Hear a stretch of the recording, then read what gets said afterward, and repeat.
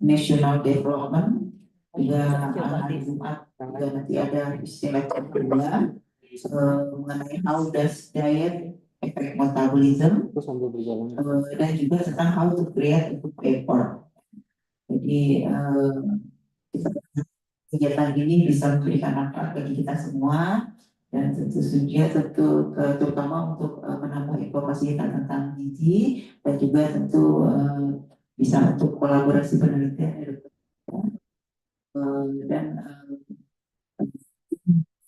itu saya berharap semoga kegiatan ini bisa berlangsung dengan lancar, dan kepada dosen serta mahasiswa FKM sendiri khususnya semoga bisa mengambil manfaat yang besar-besarnya dari kedatangan Dr. Diviya ke Padang pada kali ini.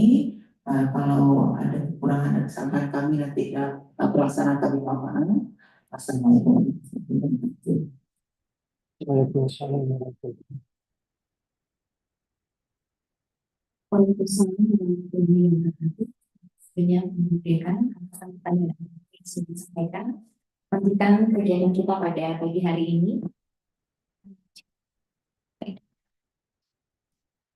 Baik, lanjutkan kegiatan kita pada pagi hari ini. Kita akan langsung masuk pada penyampaian materi dari Dr. Diviya. Dalam hal ini akan dimoderatori oleh Ibu Iceyolanda Puri, PhD. Beliau adalah dosen di Departemen Gizi Fakultas Kesehatan Masyarakat. Kepada Bu Ici, kami persilakan.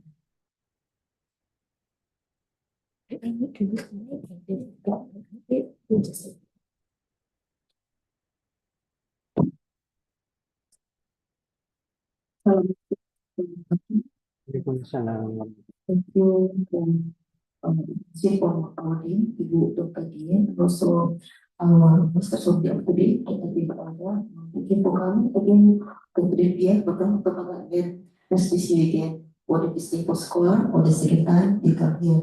So we have a agenda for a week for today and next week.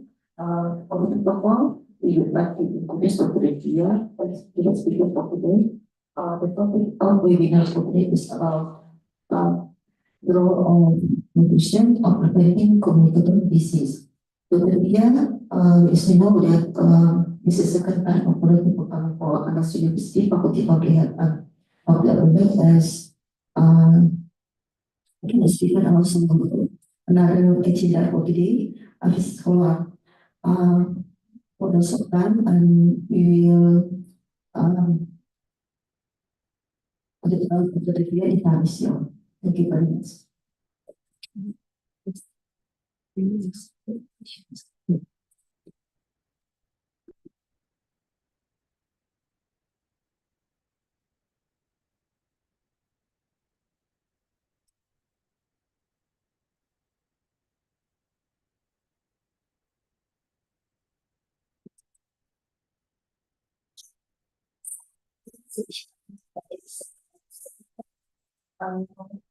Bisa ya suara saya?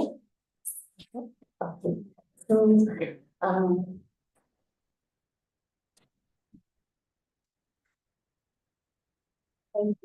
saya dari Universiti Sains Malaysia. Terlebih dahulu saya ingin mengucapkan ribuan terima kasih kepada Sekretaris Kesihatan Masyarakat terutamanya Ibu Dr. Dian kerana sudi menjemput saya ke Fakultas ke Andalas sekali lagi. Ini kali kedua ya saya hadir ke Universitas Andalas.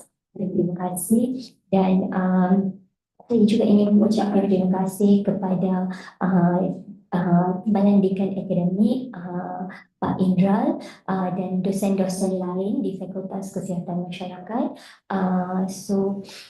Topik saya pada hari ini ialah Medical Nutrition Therapy for Cardiovascular Diseases. So cardiovascular disease sangat besar ya. Okay, non-communicable disease especially, it's a huge topic. Okay, so for this 1.5 hour, so I will cover the two most important topic, which is hypertension as well as dyslipidemia. Okay, so because I would say that hypertension and dyslipidemia, the prevalence is rising day to day. Okay, So we have got other types of non-communicable disease, but we can cover that in some other lectures. Okay, so let's begin our topic with what is cardiovascular disease. So cardiovascular disease is any disorders of heart or blood vessel. Okay, it can be either one or it can be a combination of both.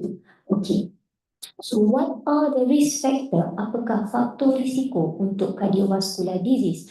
Memang yang kita kenal pasti yang ternyata ialah unhealthy diet. Okay, diet yang tinggi gula, tinggi garam, tinggi lemak, sedentary lifestyle di mana tiada apa-apa aktiviti fizikal, dan hypertension, diabetes mellitus, obesity, overweight, dyslipidemia sekiranya tahap kolesterol tinggi, okey, tahap LDL rendah, tahap HDL rendah, LDL tinggi, okey. So itu maksudnya dyslipidemia, smoking and alcohol, dan satu kumpulan yang lain ialah dengan adanya beberapa penyakit seperti nephrotic syndrome, ya.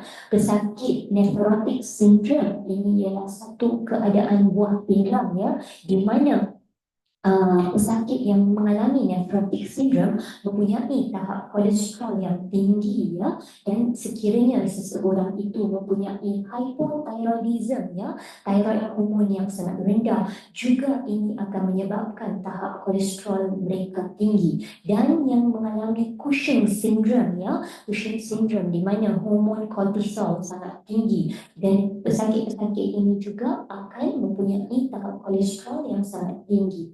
Okay, so let's begin with hypertension. Apa maksud hypertension atau darah tinggi? Okay, so hypertension ialah systolic, okay, selalu. Okay. Okey, hypertension ialah keadaan selalunya ramai pesakit ingat bahawa hypertension ialah apabila systolic blood pressure tinggi. Okey, tetapi hypertension juga boleh berlaku apabila systolic normal tetapi diastolic tinggi. Jadi hypertension is a condition where both systolic and diastolic pressure are high or either one. Either one bermaksud systolic tinggi atau diastolic tinggi. Okay, so hypertension is a condition where both systolic and diastolic can be high or either one of them is high. Okay, so that is the meaning of hypertension. Okay, so what when we say how high can be our systolic blood pressure, so systolic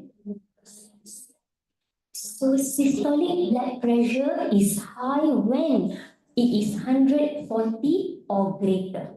Okay, whereas diastolic blood pressure is considered high when it is 90 millimeter mercury or greater. So it's either one or both. Okay, so that's the meaning and or of. Okay, and for hypertension, okay, pengukuran haruslah dilakukan 2 kali on 2 separate occasion pada masa yang berbeza. Okay.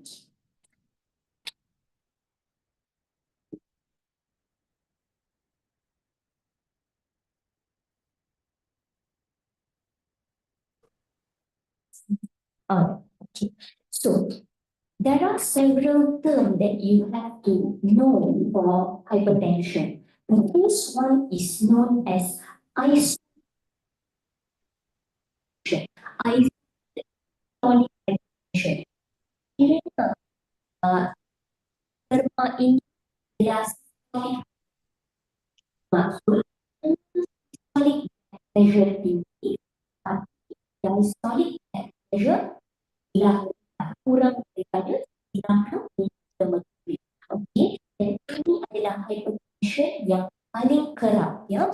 Okey, systolic blood pressure saja yang tinggi tetapi diastolic rendah, ini dikenali sebagai isolated systolic hypertension. Dan selalunya isolated systolic hypertension berlaku sangat kerap dalam kalangan sakit normal tapi diastolic hypertension dalam dalam peserta yang kurang 50 tahun. And diastolic hypertension secara bersendirian, iaitu diastolic reading is high but systolic reading can be low. Some patients have both systolic and diastolic high. So, but when we talk about isolated systolic hypertension, the meaning is only systolic blood pressure is high. The diastolic blood pressure normal. Okay?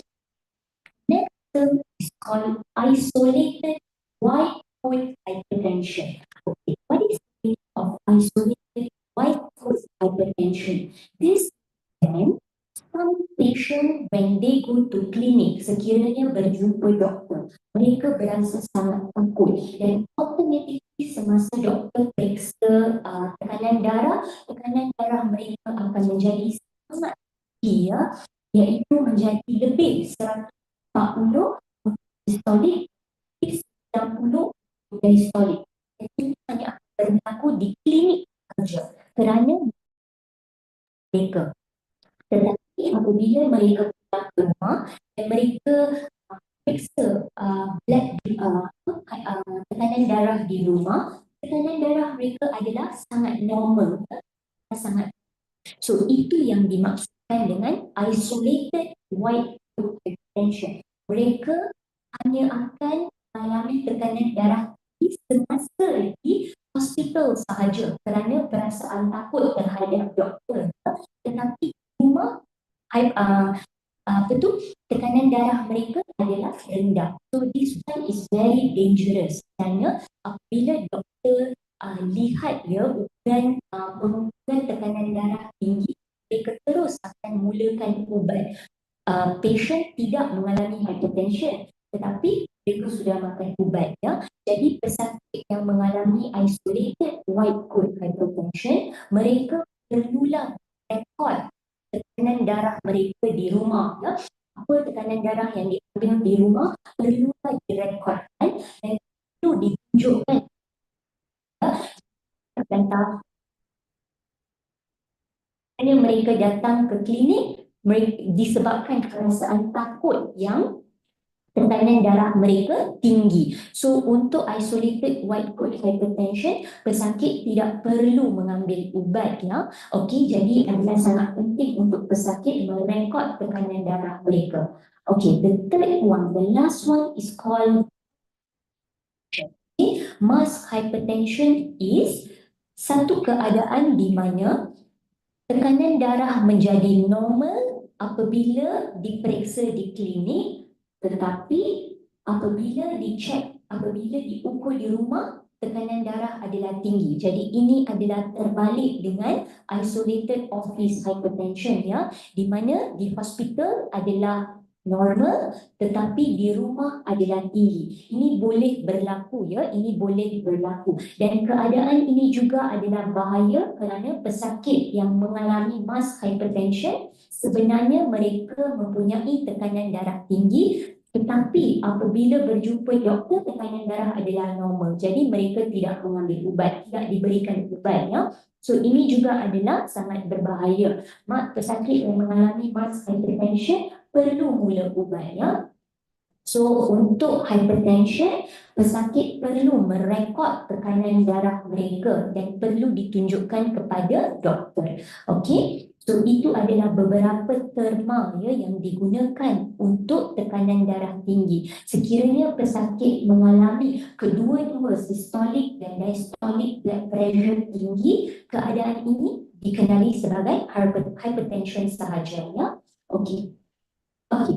Apakah klasifikasi untuk tekanan darah tinggi? Okey, so yang paling optimal ialah apabila systolic blood pressure kurang daripada 120 dan diastolic blood pressure kurang daripada 80. Ini adalah optimal. Okey, normal ialah dalam lingkungan 120 hingga 129 dan Diastolic blood pressure 80 hingga 84. Okey, seseorang itu sekiranya tekanan darah tinggi dalam lingkungan 130 hingga 139 untuk sistolik, ini adalah at risk. Okey, at risk maksudnya mereka perlu melakukan lifestyle changes ya, kerana tekanan darah berada dalam borderline. We would say at risk is the borderline level. Okay, and if your diastolic hypertension is within 85 to 89, this is also we would say borderline. Okay, the moment you are diagnosed as hypertension, and hypertension is divided into few stages: stage 1, stage 2, stage 3. Okay, so you are diagnosed as hypertension the moment your systolic blood pressure is 140 and above, and the moment your diastolic blood pressure is 90 and above. And if you can see here for stage 1, stage 2, and stage 3, terma yang digunakan ialah and atau or, bermaksud sekiranya salah satu sistolik atau diastolik tinggi, anda akan mengalami hypertension. Okay, it's either one or both. Okay, so you are considered as having hypertension. Okay, and just now, like I said, isolated systolic hypertension. Isolated systolic hypertension only occurs if your systolic reading alone is high. Okay, diastolic must be normal. Okay, diastolic must be normal. So that is why the term is called isolated systolic hypertension. Okay, so this is the most common hypertension that we see, right?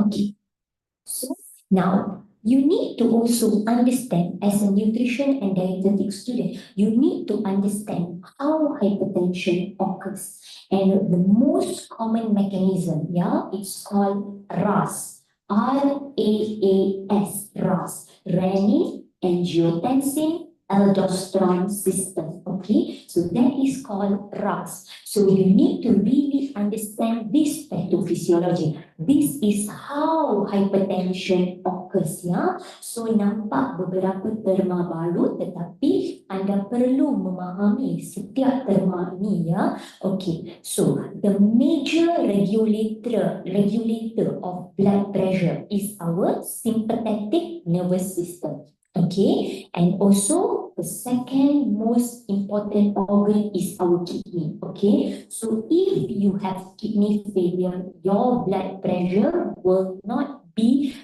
stable. I would say it will not be stable because kidney is regulating your sodium balance in the blood.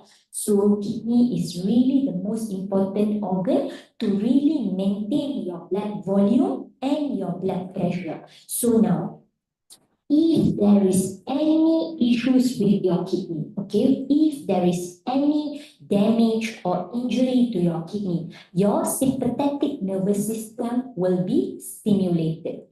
Okay, so once the sympathetic nervous system is stimulated, what happens next? That is going to stimulate the production of renin. Okay, the first component in RAAS is called renin.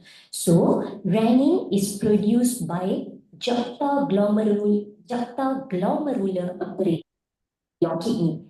The moment renin is produced, it is a system. So, what renin does is, it will convert angiotensinogen in your liver to angiotensin 1.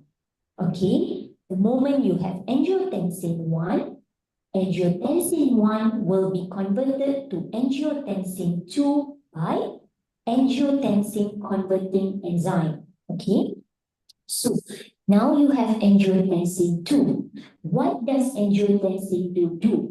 Okay, so angiotensin 2, it is going to stimulate your adrenal cortex to produce aldosterone. Okay, now it produces aldosterone, and also angiotensin 2 also is going to promote vasoconstriction. Vasoconstriction meaning that your blood vessel will become smaller, will become narrower.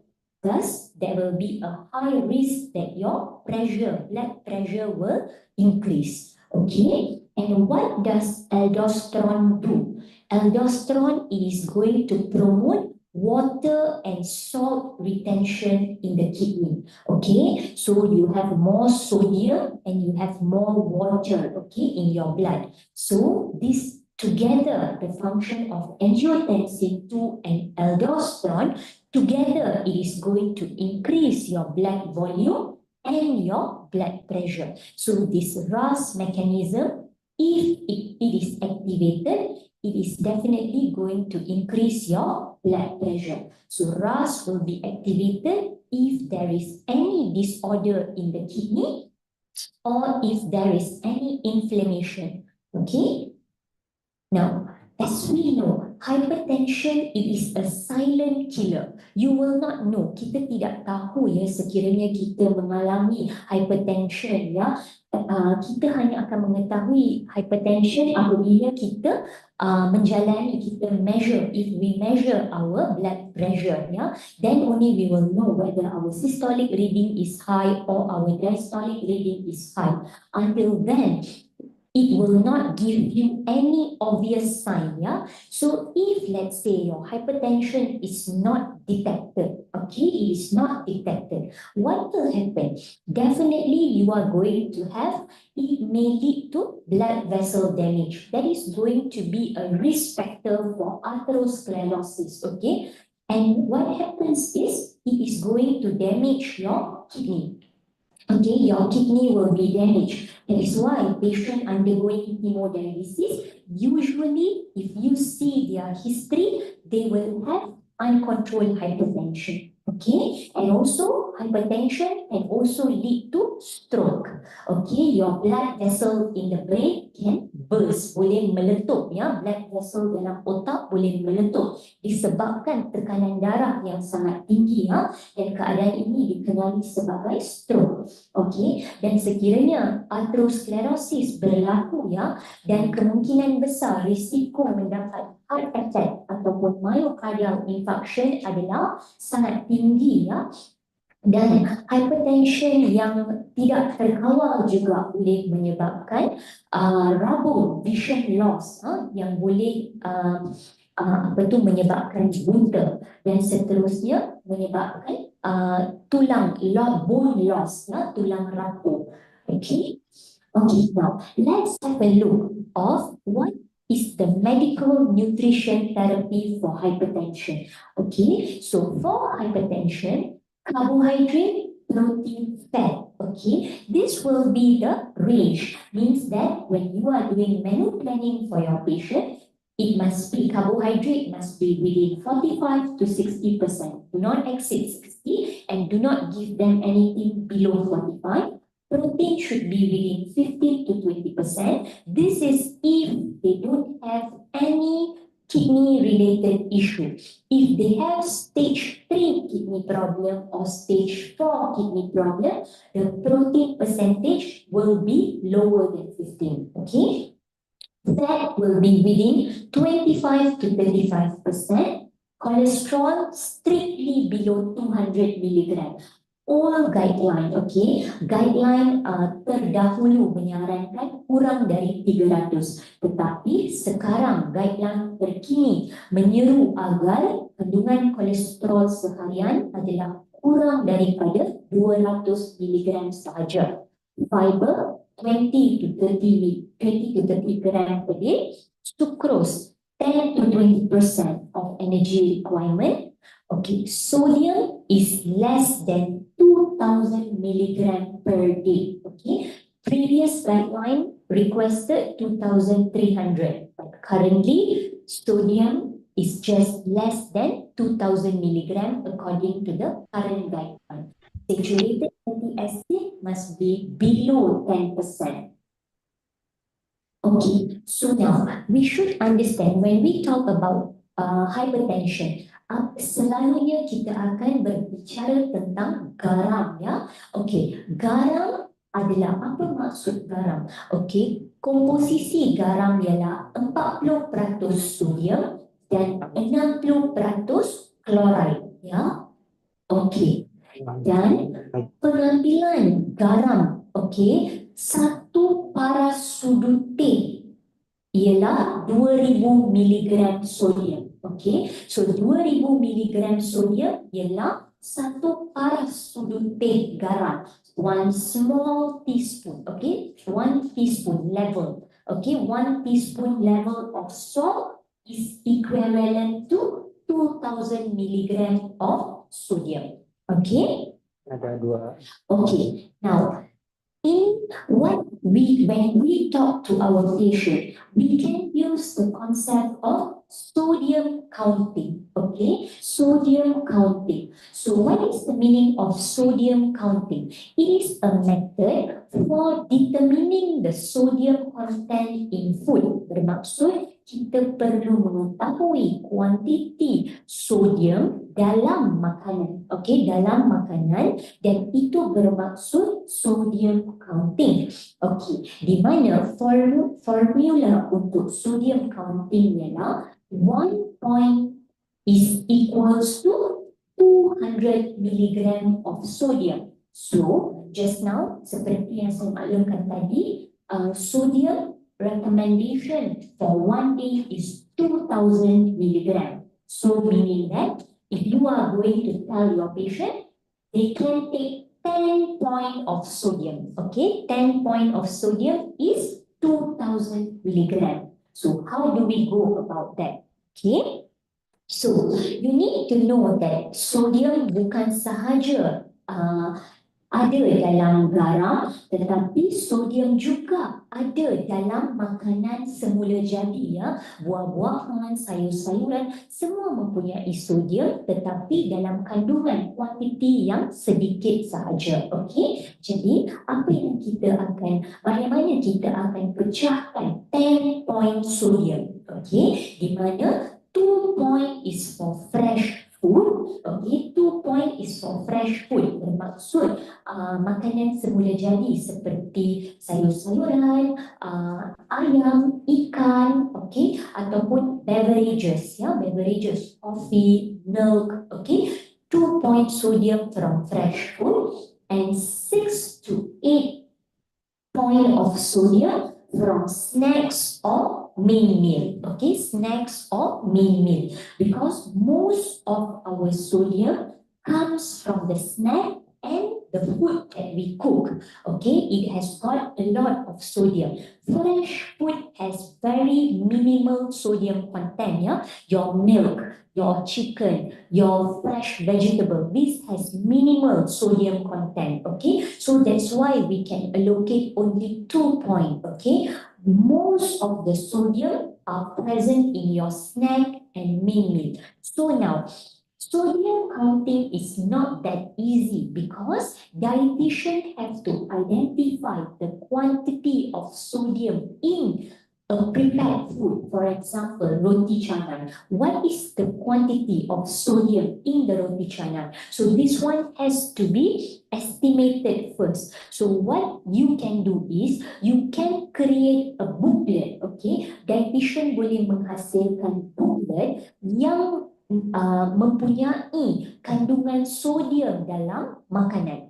Okey, kandungan sodium dalam makanan. Contohnya, rendang ayam. Berapakah kandungan sodium dalam rendang ayam? Berapakah kandungan sodium dalam nasi padang? So, you have to do this, okey? Dan perlu menghasilkan satu booklet kerana melalui ini anda boleh tunjukkan kepada patient tentang kandungan sodium dalam setiap makanan. Okey, sebagai contoh, di Malaysia, makanan yang paling digemari oleh rakyat Malaysia ialah nasi lemak, ya, beserta telur goreng. Saya tak pasti di Padang, you eat nasi lemak?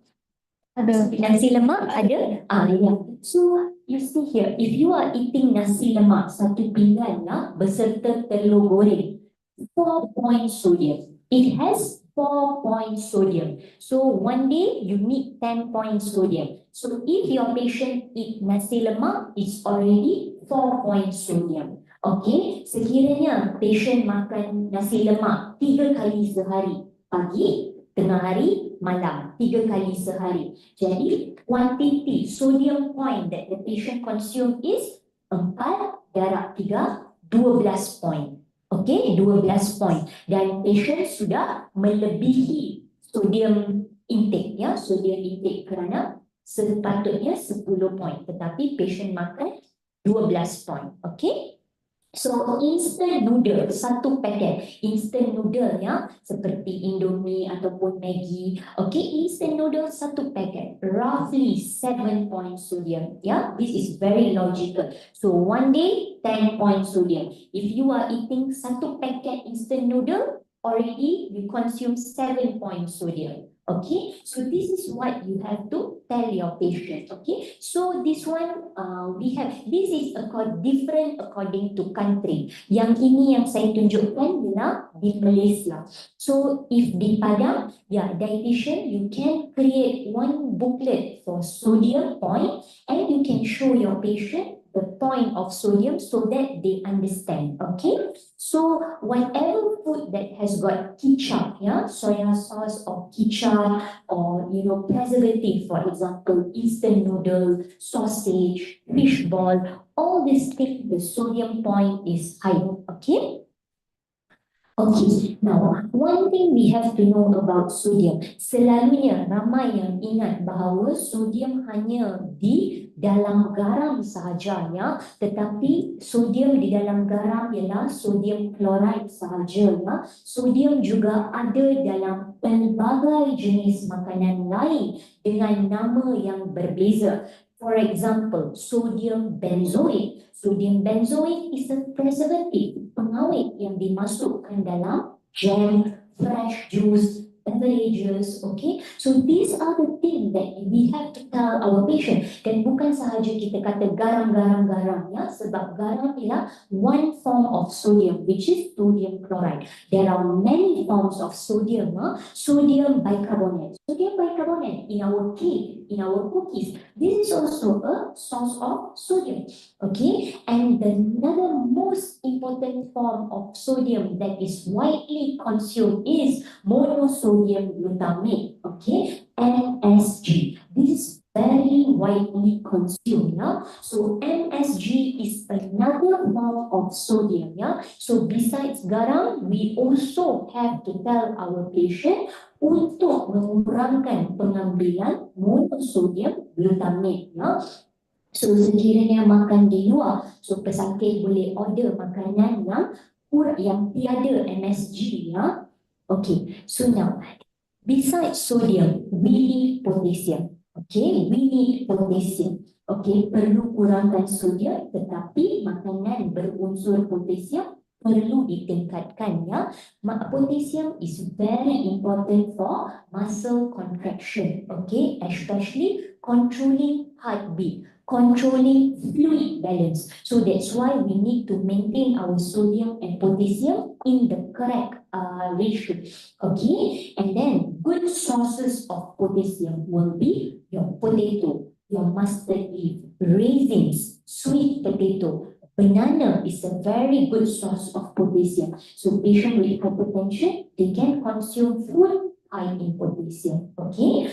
However, you have to be careful if your patient has kidney problem. For example, stage 2 kidney disease, stage 3 kidney disease, stage 4, stage 5, and even patient undergoing hemodialysis. They tend to have very high blood potassium level. So definitely they need to limit their potassium intake. So be very careful. You need to really look at your blood result of your patient before you give your dietary advice. Okay? Okay. Next, patient, how exercise reduce blood pressure. So if you read many journal articles, exercise is very important in reducing blood pressure or in maintaining blood pressure within the normal range. No? Because when you exercise, you are going to reduce the renin-angiotensin system, the RAS system will be reduced, and exercise will stimulate vasodilation. Yeah? Vasodilation means your lumen will become bigger. Okay, exercise is going to reduce the resistance in your blood vessel and also your arteries will be less stiff, ya. Okay, jadi this will exercise boleh mengurangkan tekanan dalam saluran darah, ya. Okay, next, hypertension juga boleh berlaku semasa mengandung, ya. Okay, dan hypertension semasa mengandung adalah sangat berbahaya kerana boleh menjejaskan pertumbuhan fetus, ya, dan boleh melahirkan, meningkatkan risiko bayi pramatang, ya. So, hypertension during pregnancy is the same, systolic blood pressure more than 140, diastolic blood pressure more than 90. Okay, so during pregnancy, when you develop hypertension, the condition is known as gestational hypertension.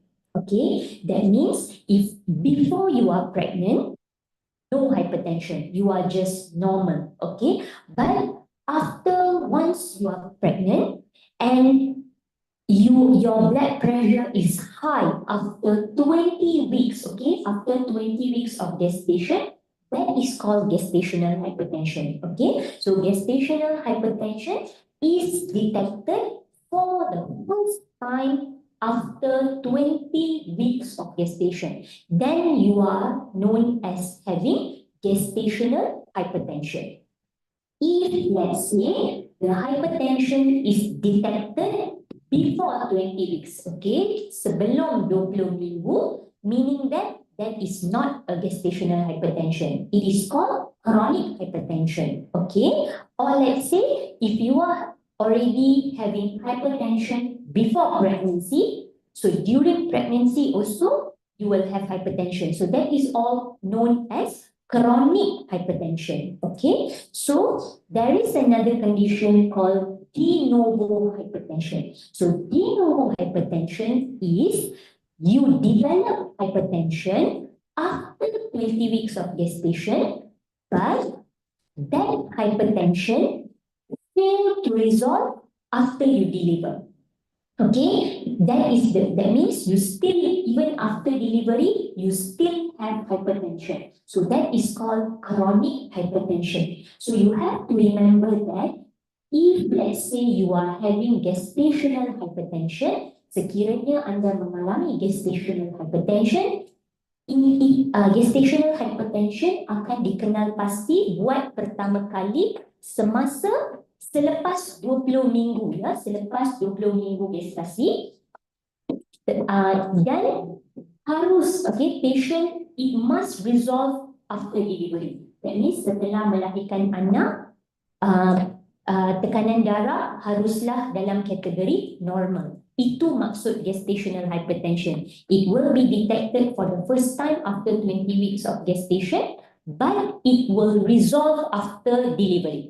It will resolve after delivery. Let's say if it didn't resolve after delivery, meaning that you have chronic hypertension. Okay, so that is the difference between gestational hypertension and chronic hypertension. Gestational hypertension meaning that you will only experience the hypertension during your pregnancy alone. And after you deliver your baby, your blood pressure must be in the normal range. So that is called gestational hypertension. Okay. Now, let's say your gestational hypertension, your blood pressure is always high during your pregnancy, that can lead to preeclampsia. Okay, preeclampsia. So preeclampsia is a condition where your blood pressure is high and due to that you are having damage of other organ. For example, you have vision problem because of the high blood pressure during pregnancy. So because of the preeclampsia, you have vision problem. And next one, you may have high liver enzyme. So meaning that the high blood pressure is affecting your liver. So you are having high liver enzyme. And another one is because of your high blood pressure, you also have protein in your urine. Urine cannot have protein. Urine cannot have protein. Yeah? So the moment your urine has protein, meaning that your hypertension is already affecting your kidney. Okay, so let's say if your hypertension is coupled with any organ damage, that is called preeclampsia. Okay, so preeclampsia, if it is not treated, or if the mother keep on eating makanan yang tinggi sodium, then that can lead to eclampsia. This eclampsia is a very serious condition because it can lead to seizure, ya, seizure. Ibu itu boleh ada sawan, ya, sawan semasa mengandung, ya. Okay, so this is very dangerous hypertension during pregnancy. So definitely, if a mother is having gestational hypertension, she really must control the sodium intake. Okay, so preeclampsia risk. What will be preeclampsia risk? If you are having pre-gravida, meaning that you are pregnant for the first time.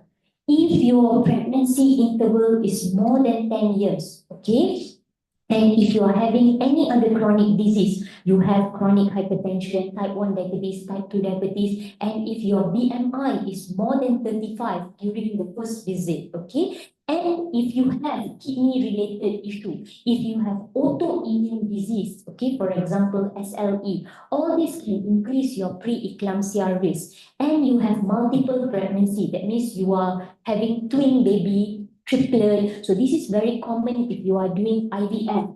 So patients undergoing IVF, if they are having multiple pregnancies, some of that triplets, 4 baby at one pregnancy. So all this, they have very high preeclampsia risk. And hypertension during previous pregnancy. Okay, so they are all at high risk of preeclampsia. So we really have to control our blood pressure during pregnancy. We don't want preeclampsia to happen because it is going to damage other organs as well. Okay. So now, these are some strategies to reduce sodium in food. One thing is hypertension. If it may look simple, hypertension nampak mudah, ya, tetapi sangat berbahaya kepada badan. Kerana hypertension sangat cepat boleh merosakkan buah pinggang, ya. Dalam waktu kadar yang pantas boleh merosakkan buah pinggang sekiranya tekanan darah tidak terkawal. Dan sangat penting ialah sekiranya hypertension semasa mengandung, ya, bukan sahaja boleh menjejaskan ibu tetapi boleh menjejaskan anak, ya, anak yang lahir, anak mungkin mati ataupun anak yang lahir mungkin rencat, ya, cacat, ya. So all this, so ibu mengandung perlu kawal ketat pemakanan, ya. So memang sebagai dietitian, ahli gizi, ya, kita memang perlu kawal, perlu memberikan advice,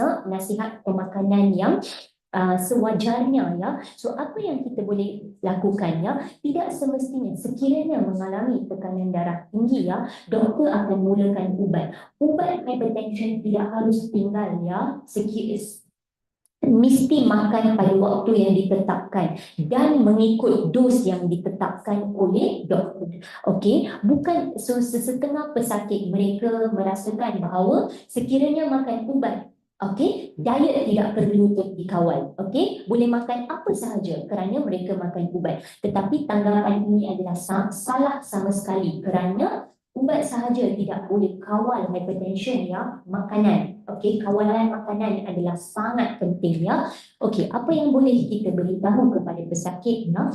Untuk makanan, kita boleh menggunakan natural herbal semula jadi, ya, seperti sekiranya membuat sambal, okey, tidak semestinya menggunakan belacan, ya. So kita boleh gunakan lime juice, ya, galangal ataupun lengkuas, okey, lemongrass atau serai. Dan kita boleh menggunakan spices seperti pelaga, star anise, cinnamon. So gunakan black pepper, white pepper. So gunakan natural seasoning and spices, ya. Kurangkan garam dan naikkan aroma makanan menggunakan natural seasoning and spices. Okay, and then use less salt, ketchup, soy sauce. Okay, so tidak perlu sekiranya menggoreng sayur, tidak perlu menggunakan soy sauce. Okay, cukup setakat garam sahaja ya, tidak perlu masukkan kedua-dua garam, minyak ikan, lepas tu kicap. Okay, tidak perlu masukkan ke semua ya. Okay, use natural food instead of processed food. Bermaksud sebagai contoh sausage, fish ball. Okay, so all this you have to limit your consumption because processed food like sausage, fish ball, fish cake, all this have salt together with preservative. They have more sodium from preservative. Okay, and when you are adding salt, right, always add salt at the end. Bermaksud apabila sudah habis masak, baru masukkan garam ya. Sebab sesetengah pesakit suka masukkan garam pada permulaan dan mereka akan sentiasa merasa makanan tersebut. So sekiranya masakan tersebut panas ya, kita tidak dapat mengenal pasti tahap kemasinan dalam masakan tersebut. Jadi mereka akan sentiasa rasa kurang masin apabila masakan tersebut sangat panas. Jadi mereka akan sentiasa menambah garam. Jadi untuk pesakit kita boleh beritahu bahawa kita boleh tambah garam pada akhir ya, pada setelah habis masak ya. Okey, dan sekiranya kita order masakan berasaskan sup ya, masakan berasaskan sup sangat tinggi dengan garam ya, sup tersebut sangat banyak garam dan sangat banyak monosodium glutamate. Jadi kurangkan minum sup tersebut. Okey, dan sekiranya pesakit ingin menggunakan ikan masin ataupun ikan bilis, so apa yang boleh diberitahu ialah rendam ikan masin atau ikan bilis dalam air, okey, keluarkan, okey, biar semua garam tersebut disingkirkan, baru masak ya, baru masak. Dan kemudiannya makanan yang tinggi garam di Malaysia ya ialah belacan, budu, cencaluk, jeruk ya, jeruk buah. This is pickle, we call it pickle ya, dan sangat digunakan di Malaysia ya. So makanan ini memang sangat banyak garam ya, sangat banyak garam. So dan satu yang selalu digunakan di Malaysia ialah budu ya. So budu ini selalunya dimakan bersama ulam, okey. So selalunya untuk pesakit yang gemar budu ya. So apa yang kita akan kata ialah ambil budu dalam kuantiti yang sedikit dan perah air limau, okey, air limau ataupun di sini dipanggil jeruk ya, air jeruk, okey, diperah jus jeruk tersebut ya, okey, so dilute with lime juice, okey, dan sekiranya sekiranya order makanan di kedai, sentiasa boleh order masakan yang kurang garam, okey, masukkan kurang garam dan kita boleh beritahu pesakit bahawa cukup setakat penggunaan garam, tidak perlu menggunakan monosodium glutamate. Okey, dan sekarang ada juga pesakit yang menggunakan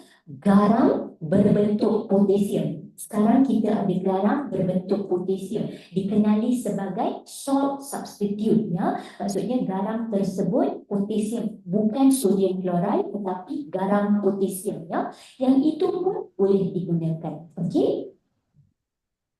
Okay, now we have completed with hypertension. Now the next part of the lecture will be dyslipidemia.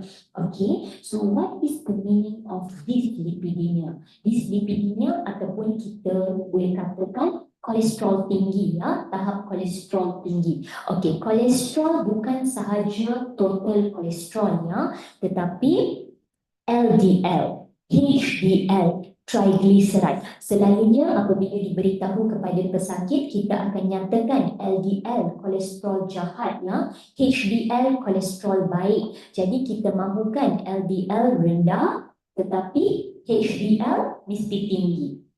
Okey, triglyceride merupakan lemak ringkas dalam darah ya. So lemak ini juga sekiranya melebihi 1.7 milimol, ini dikenali sebagai dyslipidemia. Okey, cuma untuk LDL level, okey, apakah LDL level bergantung kepada risiko pesakitnya, bergantung kepada risiko pesakit. So pesakit boleh dibahagikan kepada 4 kumpulan, iaitu low cardiovascular risk, intermediate cardiovascular risk, high cardiovascular risk, and very high cardiovascular risk. Jadi bagaimana kita akan klasifikasikan pesakit kita? Okey, low cardiovascular risk adalah apabila 10% 10-year CVD risk. Okey, sekiranya dilihat di sini, saya menggunakan terma 10-year CVD risk. Okey, what is the meaning of 10-year CVD risk? Okey, let me show you. Okay, so this is called Framingham CVD risk score. Okay, Framingham CVD risk score. It is different between women and men. So it is a very simple score. Okay, it is a very simple score. For example, okay, your age is 50 years old. Okay, so you look at your age, 50, you get score 7. Okay, umur 50, score 7. Okay, next is your HDL cholesterol, 0.7. So you have score 2. And then your total cholesterol is 5.5. So you have score 3. And then systolic blood pressure not treated and treated. What is the meaning? That means sekiranya anda mempunyai systolic blood pressure yang tinggi dan sekiranya mengambil ubat hypertension, bermaksud treated.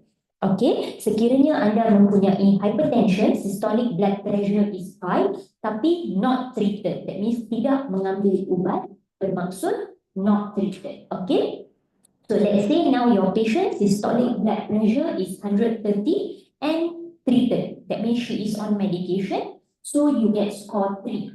And if you are not a smoker, any type of smoke, if you are vape, vape is also considered smoke, right? So you totally don't smoke, okay? So you get score 0. And finally, if you have diabetes, yes or no, okay? So if you say yes, you get score 4. So what you do is, you add, jumlahkan semua skor ini, so anda akan mendapat 19.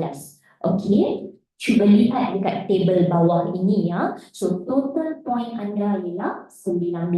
So your 10-year CVD risk will be 24.8.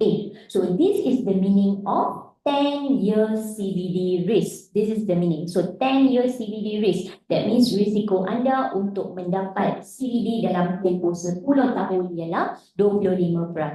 Okay, so that is the meaning. This is one term. So 10-year CVD risk is 24.8%. So from here you can know whether you are categorized as high CVD risk or very high CVD risk. So just now my patient has 24.8. So 24.8, automatically she is considered as high CVD risk because more than 20%.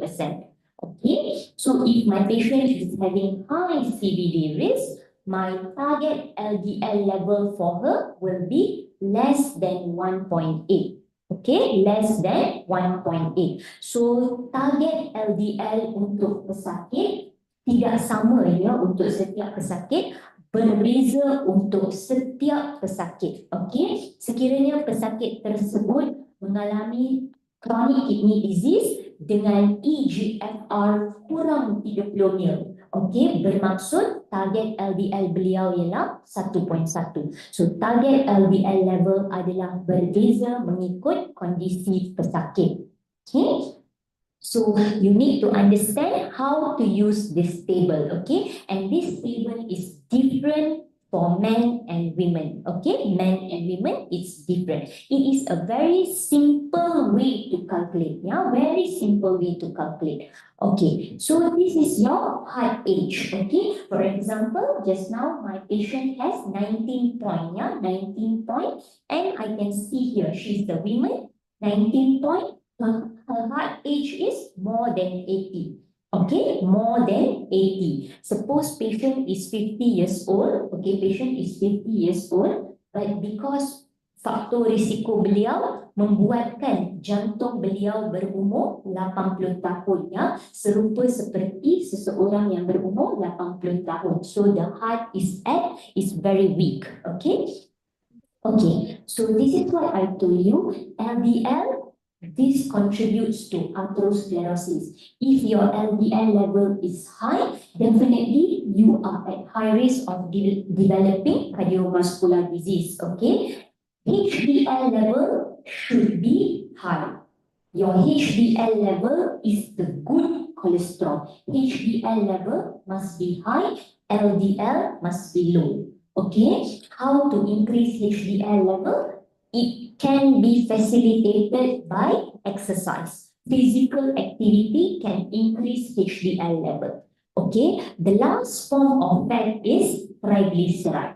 Okay, triglyceride is usually linked with intake of high carbohydrate food. Okay, so selalunya patient akan ingat bahawa sekiranya kita makan makanan berlemak sahaja boleh menyebabkan dyslipidemia. Tetapi sekiranya pesakit makan makanan yang manis dalam kandungan ataupun makanan yang tinggi karbohidrat, ya, sekiranya dimakan dalam kuantiti berlebihan, setengah akan diubah menjadi glycogen, tetapi separuh lagi akan convert menjadi triglyceride, ya, sebagai lemak, akan menjadi lemak. So makanan manis juga boleh meningkatkan kandungan lemak dalam darah. Okay, so how atherosclerosis happen? This is your normal blood vessel, kosong, tidak boleh ada apa-apa, ya, supaya darah boleh lalu dengan sempurna. Tetapi ini adalah sekiranya atherosclerosis berlaku, saluran darah akan menjadi sangat sempit, ya. Saluran darah akan menjadi sangat sempit. Jadi tekanan dalam saluran darah akan meningkat. Okey, tekanan dalam saluran darah akan meningkat, ya. Dan bukan itu sahaja, banyak perkara yang akan berlaku, ya, sekiranya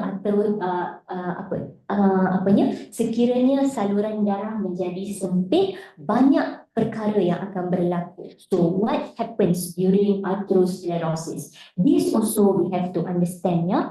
Okay, this is a rough picture showing you how atherosclerosis happen, ya. How atherosclerosis happen. So atherosclerosis is not totally the plaque. We call it plaque, ya. So the plaque is not totally fat, but it also has white blood cell. It also has muscle. Okay, so we cannot say that, you know, plaque is totally fat.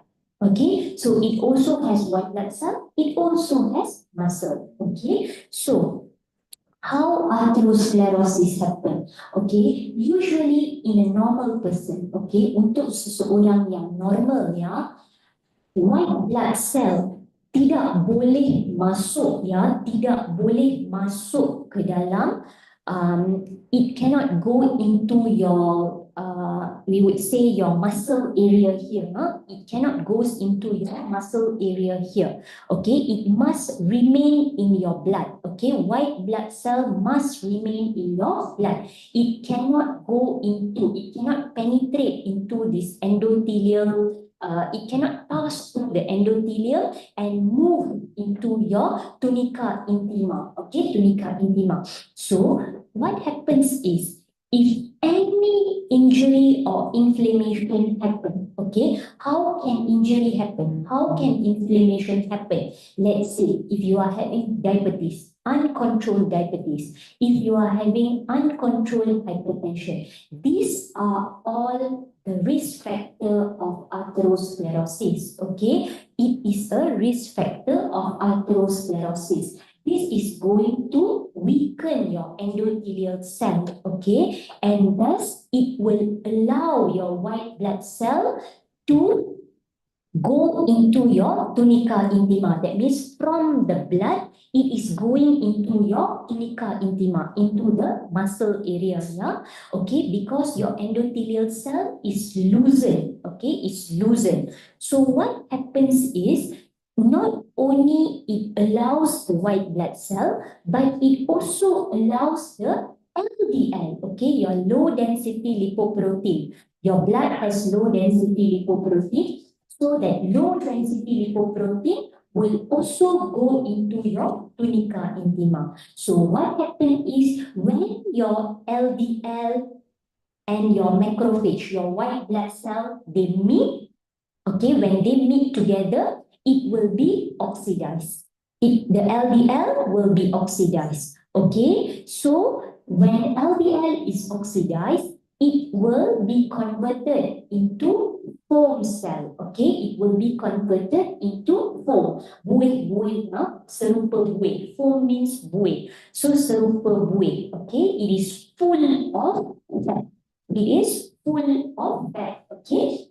Your oxidized version of LDL. Okay, so what happens is slowly it is going to form the fatty streak. Okay, that means the combination of your oxidized LDL, your macrophages, and what happens is when your white blood cell also enter your tunica intima, it will stimulate the production of cytokine. This cytokine, what it does is, it will allow your smooth muscle to also go and join with the foam cell, okay? So, thus, your foam cell now has got oxidized LDL, white blood cell, it has got your muscle, and all this, it will mature to form plaque. And this plaque is going to narrow your blood vessel. And this is atherosclerosis.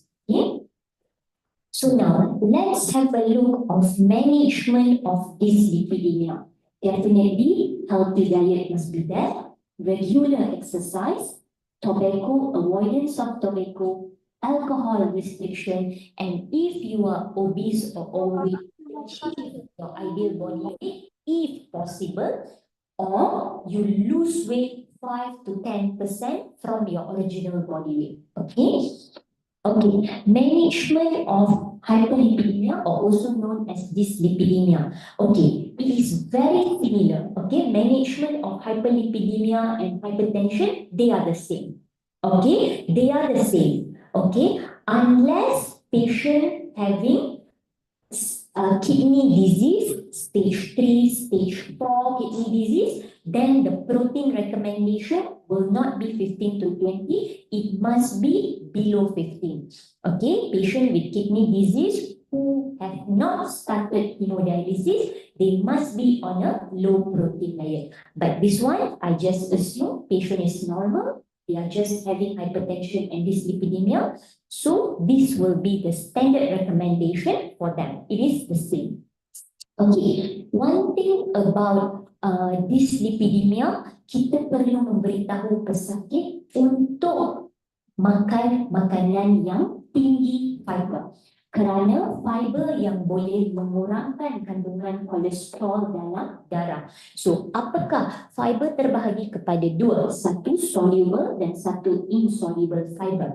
Dan untuk dyslipidemia, kita perlu makanan dari golongan lingkungan soluble fiber. Okey, contoh oats bran, barley, okay, legume, okay, berunsur kekacang, ya, kekacang. So all this soluble fiber adalah sangat penting, ya. ya, kerana ini akan menjadi makanan kepada gut microbiota, dan gut microbiota akan menghasilkan short chain fatty acid, dan ini short chain fatty acid ini akan mengurangkan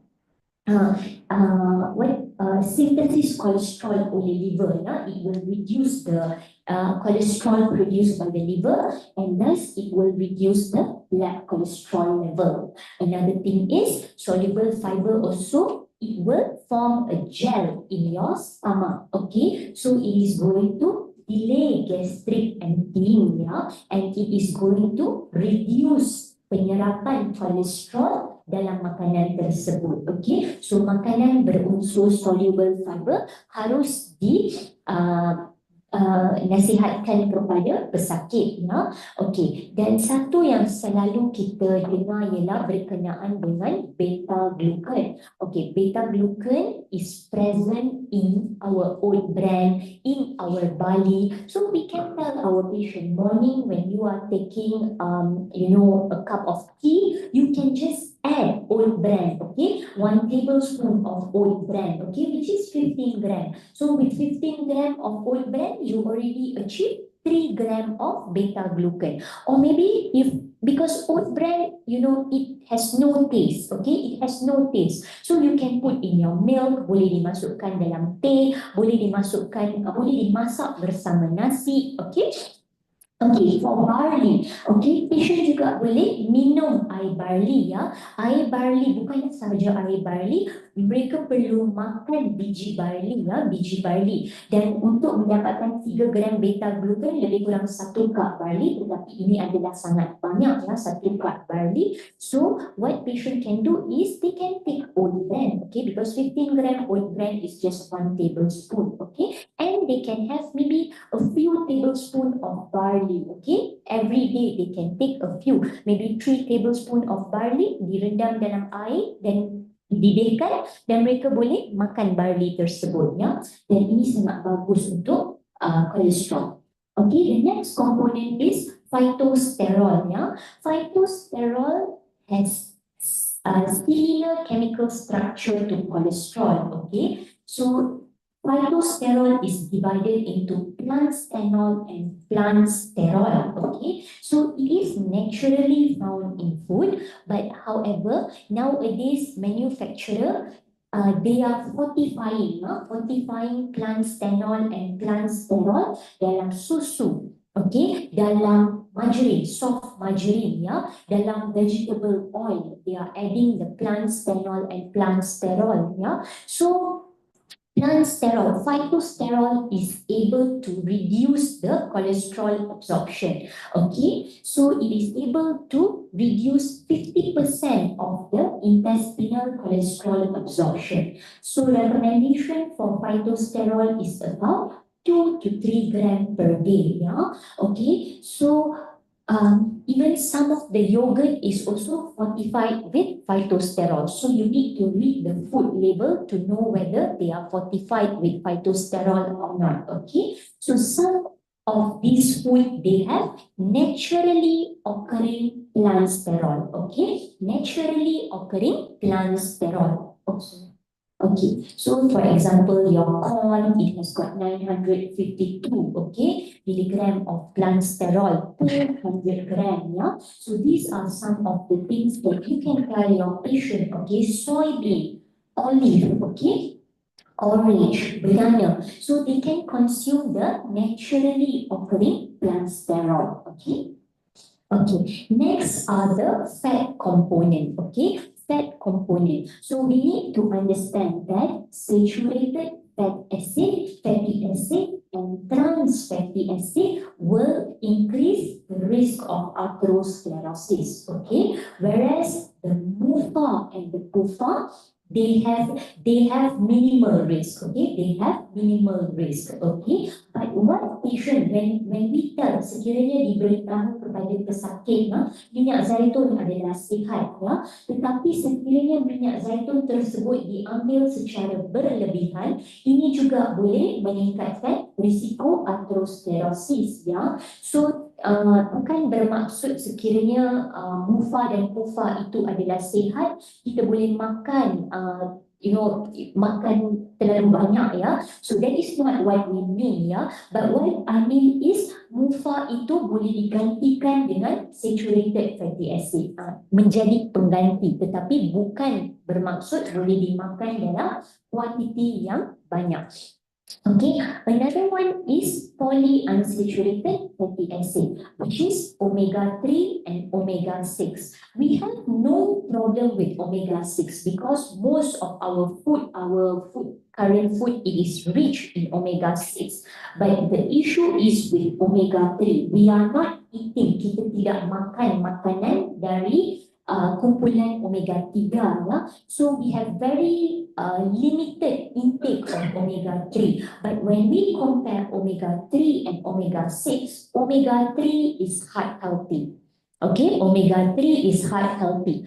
Omega-6, if you are consuming excessively, it will stimulate, inflammation and atherosclerosis. Okay, so I've also given you the fatty acid composition of oil. Okay. So let's say nowadays, most of the patients like using virgin coconut oil. Okay, this is becoming a very common trend, using virgin coconut oil. They are drinking virgin coconut oil to reduce the cholesterol level. Okay, again, coconut oil is very high in saturated fatty acid. So if you are taking virgin coconut oil, just limit to 1 teaspoon per day, not more than that. If you are taking virgin coconut oil excessively, bermaksud anda mengambil sangat banyak saturated fatty acid, lemak tepu, pengambilan lemak tepu akan menjadi sangat banyak. Okay, so virgin coconut oil is becoming a trend now ya, but research has shown, banyak research telah dilakukan menggunakan virgin coconut oil ya, dan research has shown that it doesn't give any significant reduction as compared to olive oil Okay, so olive oil is rich in mufa, but of course in Malaysia olive oil is very expensive. Not all patients can afford to buy olive oil. So definitely patient yang tidak mampu, kita tidak akan suruh we will not advise them to buy olive oil. But if you have, if you can afford, you can always purchase olive oil and use it in your cooking in the right quantity. Okay, within the recommended amount. Okay, so omega-3 fatty acid is very beneficial. It is heart healthy. Compared to omega-6. The issue is we are not consuming. Kita tidak mengambil pengambilan omega-3 adalah sangat rendah ya. Okay, omega-3 it can reduce triglyceride level, VLDL, LDL level. It is going to control your blood pressure. It is going to stimulate vasodilation. Okay, so what are food rich in omega-3? Walnut, flaxseed, tofu, where now you have in Padang, tofu is very common, or some place they call it tahua, whatever you call it is very healthy. And then chia seed is a trend now, then you can advise your patient, you can just take half teaspoon of chia seed, put in your water, and you can just drink it. So chia seed is not an issue, you can take chia seed. And fish, when we are talking about fish, all these are cold water fish, cold water salmon, mackerel, herring, all these are cold water fish dari luar negara And sekarang in Malaysia, what the manufacturer are doing, the egg are enriched in omega-3, telur dimasukkan omega-3 ya, so patient can just buy omega-3 enriched egg. And then now what they do is manufacturer masukkan omega-3 dalam susu juga ya, dalam susu. So we have omega milk, Okay, omega-6 is not an issue. We can achieve omega-6, okay? We can achieve omega-6 excessively. We are eating omega-6. Huh? Omega-6 is in corn oil, sunflower oil, okay? So this one we have no issue, okay? So we have to maintain a healthy ratio of omega-6 to omega-3. Yeah? The healthy ratio of omega-6 to omega-3 is 1 to 1 is ideal. But this is almost very difficult. So at least because our pengambilan omega-6 adalah terlalu banyak. So make sure pengambilan omega-6 ke omega-3 ialah dalam nisbah 4:1. Okey, 4:1.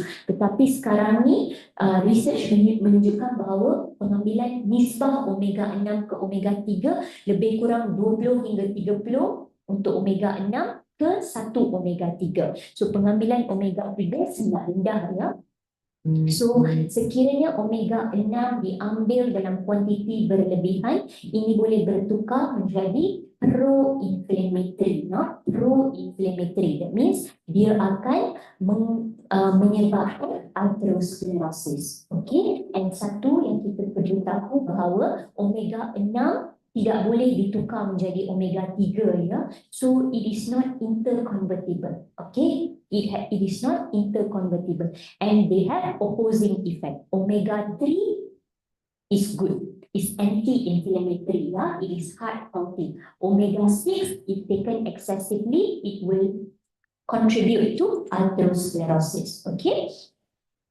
Okay, so now what are some strategies for lowering fat and cholesterol in your diet? One thing we have to tell patient, when they are cooking, sekiranya masak ayam ataupun lembu, okay, apa-apa daging ya, remove the fat, okay, singkirkan lemak ya, yang putih-putih lemak, remove the skin, okay, kulit, buang kulit, okay, dan sekiranya ingin makan telur ya, consume the egg white, okay, buang kuning telur, because kuning telur yang paling banyak kolesterol, okay. So organ dalaman haiwan sangat tinggi kandungan kolesterol. Jadi untuk pasien yang mempunyai tahap kolesterol yang sangat tinggi, organ dalaman tidak boleh dimakan setiap hari. Okey, dan sekiranya makan ikan ataupun udang, buang kepala, okey, buang kepala, okey, kerana selalunya kolesterol sangat tinggi dalam organ dalaman dan kepala-kepala haiwan ya. Okey, dan sekarang kita ada teknologi air fryer. So gunakan air fryer, gunakan non-stick pan untuk goreng telur ya, ataupun untuk goreng apa-apa, okey. Gunakan air fryer, goreng ayam, okey, boleh gunakan air fryer. Dan sekiranya kita menggoreng makanan ya, apa-apa makanan, sekiranya terlalu minyak ya, so gunakan towel, kitchen towel untuk singkirkan minyak-minyak berlebihan. Dan satu, sekiranya makan nasi beserta gulai bersantan, kurangkan pengambilan gulai atas nasi. Okey. Dan satu ialah pilih makanan yang low fat instead of high fat. Dan sekarang di Malaysia kita ada coconut milk yang trim coconut milk yang kurang kandungan lemak ya, dikenali sebagai trim coconut milk. So patient boleh menggunakan membeli trim coconut milk tersebut, tidak mahal ya, murah sahaja ya. Dalam kotak ditulis trim coconut milk, bermaksud kandungan lemak kurang. Okey, dan sentiasa pilih healthy cooking method seperti soup, baking, bakar, okey, boiling telur, okey, and then 3-in-1 beverages, okey. 3-in-1 beverages, apa-apa, it's very, I'm not sure in Padang, tapi in Malaysia 3-in-1 beverage adalah sangat common ya, di mana 3-in-1 itu merangkumi gula dan creamer. So creamer ini sekiranya diambil secara berlebihan juga boleh meningkatkan kandungan lemak ya. Okey, dan seterusnya avoid reusing cooking oil ya. Sekiranya minyak yang digunakan untuk menggoreng, jangan guna lebih 2 kali. Okey, kerana sekiranya minyak digunakan secara kerap, minyak yang sama sekiranya digunakan secara kerap untuk goreng, ini boleh menghasilkan bahan-bahan berunsur karsinogen. Okey, dan sentiasa makan makanan berunsur kekacang. Okay, include nuts and nuts also jangan makan terlalu banyak ya. Okay, kalori dalam nuts sangat tinggi, so consume nuts within the recommendation, maybe half cup per day. Okay, half cup per day, the healthier form of nut, not the fried nut, the nut with sambal. Okay, maybe almond, pistachio.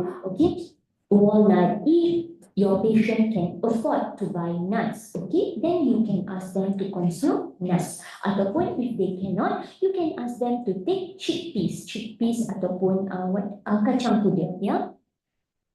Okay, so now there is one thing that you have to remember. Some patient, they will be on blood thinner.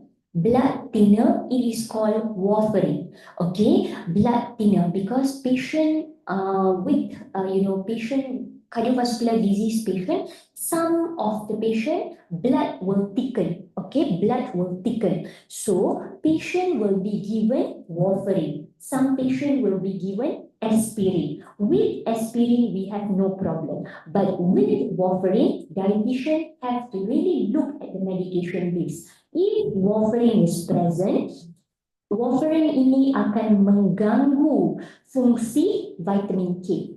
Okey, warfarin dan vitamin K tidak boleh dimakan pada waktu yang sama ya. Tidak boleh dimakan pada waktu yang sama. Sekiranya vitamin K dan warfarin dimakan pada waktu yang sama, warfarin tidak boleh, warfarin akan menjadi tidak berkesan ya. Ubat ini tidak akan menjadi berkesan. Jadi darah patient boleh menggumpal dengan cepat ya, dia akan menjadi pekat.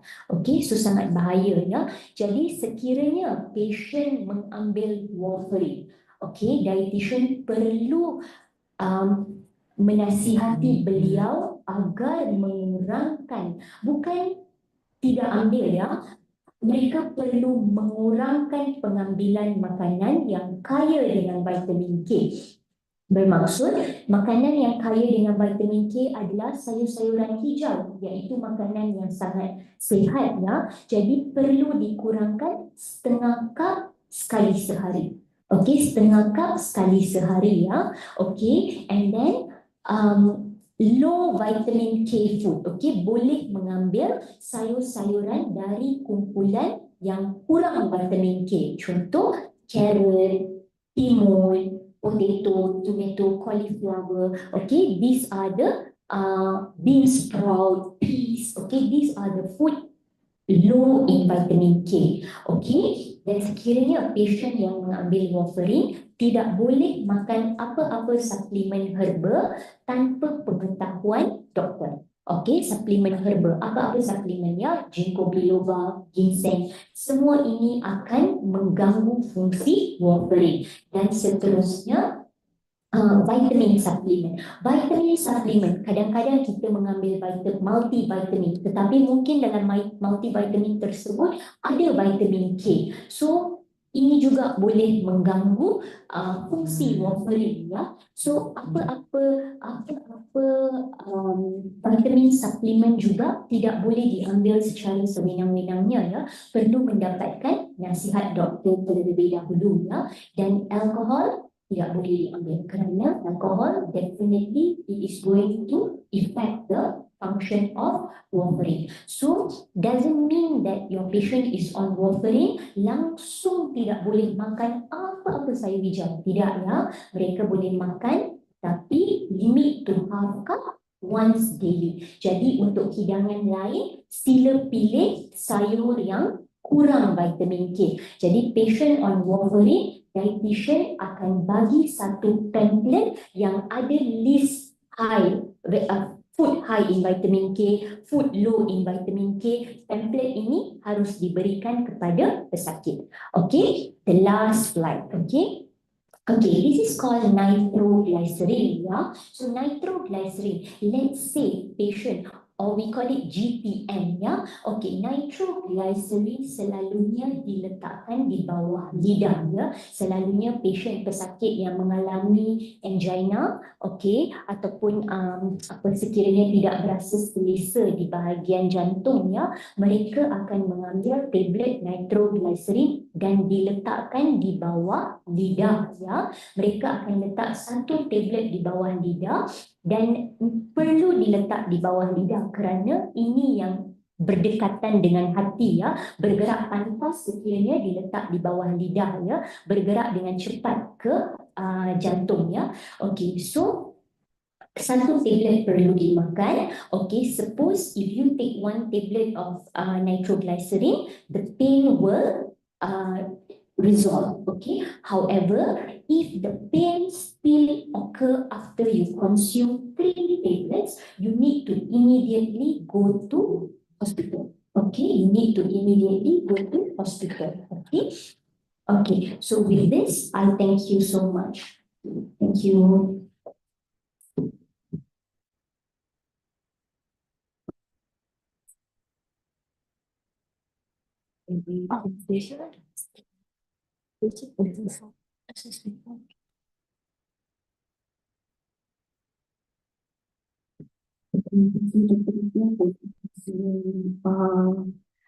This lecture, so we can increase our knowledge and we can hypertension.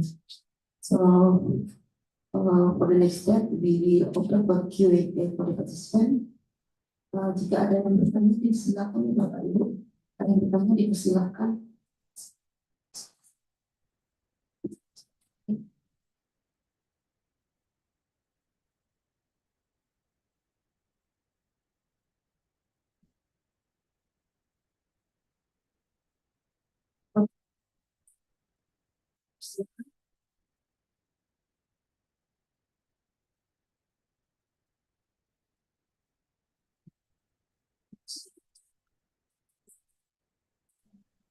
Masih di mood Bu Ice. Thank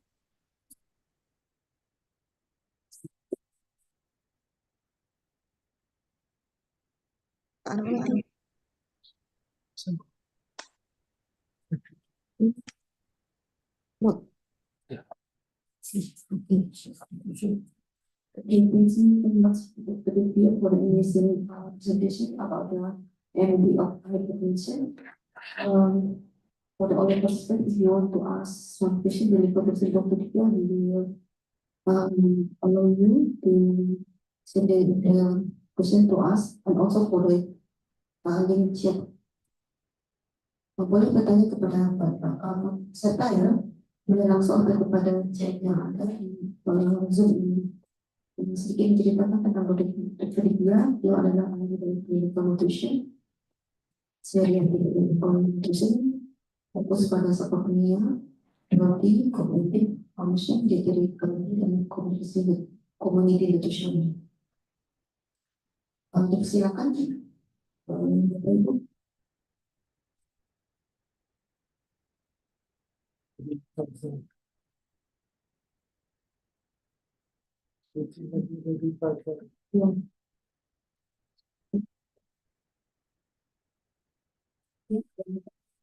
Chat ya, minta tolong untuk dijelaskan mungkin lebih kepada explanation for the 10 years from general CBD risk score. And so specific condition.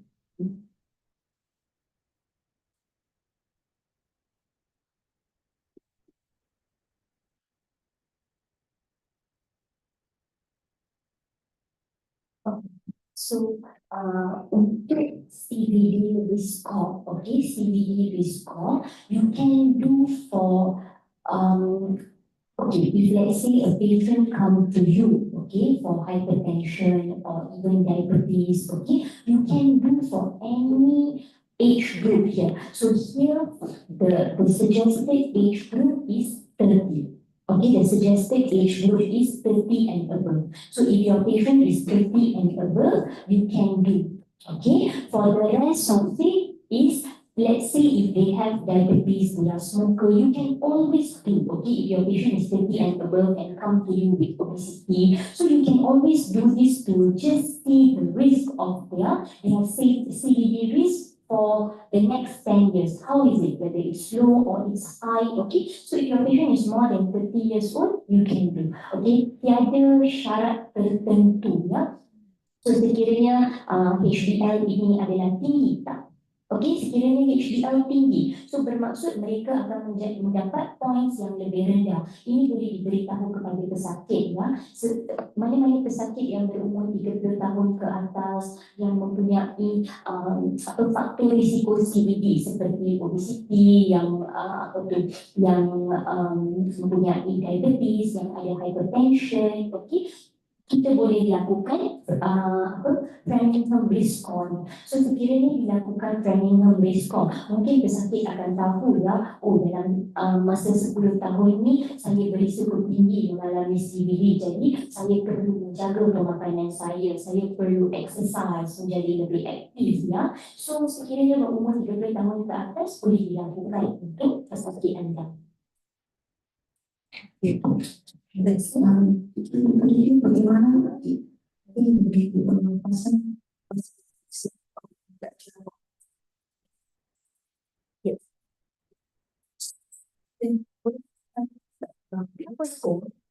is there a specific questionnaire for the Birmingham questionnaire? Specific Questionnaire? No. For this, you are just using because when you are dealing with patient, use that table. Yeah, use that table. It's different for men and women. The one that I showed you just now ialah untuk perempuan. Sebab sekiranya berhadapan dengan pesakit, kita perlu cepat ya untuk kira skor. Jadi kita tidak perlu questionnaire apa-apa. Just menggunakan data ini sahaja. Umur, HDL, total kolesterol. And saya tahu mesti HDL, total kolesterol semuanya ada dalam data pesakit, maklumat data pesakit. So dengan cepat patient boleh kira skor ini dan boleh dimaklumkan kepada pesakit sebenarnya. Ya, yang general orang sehat macam mana?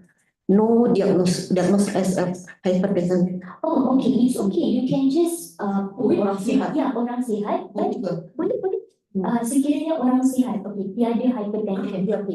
Sekiranya, so that means we put it systolic blood pressure not treated is less than 120.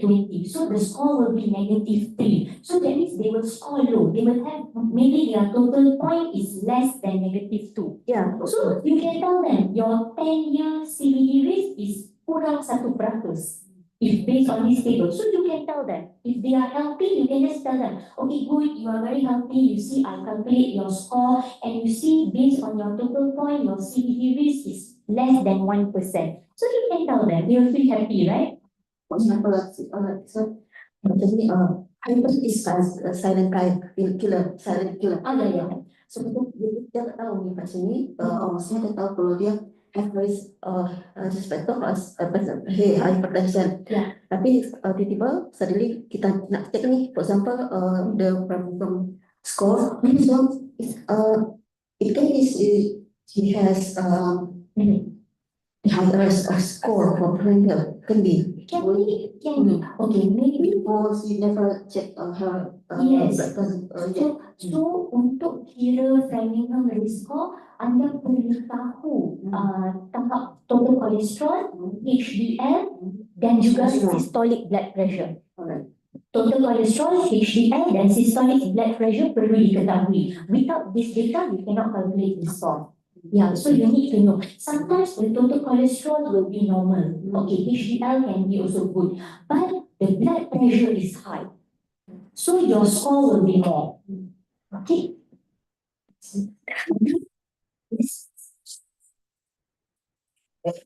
Nutrient level not in this. This is just looking at systolic blood pressure. So nothing levels. No, not blood sodium level. No. Only this component for Framingham. There is something which is simple. For example, for the patient in the inpatient in hospital, for example, is standard normal blood pressure, but she is diagnosed as hypertension patient. So should we have the patient start, for example, source,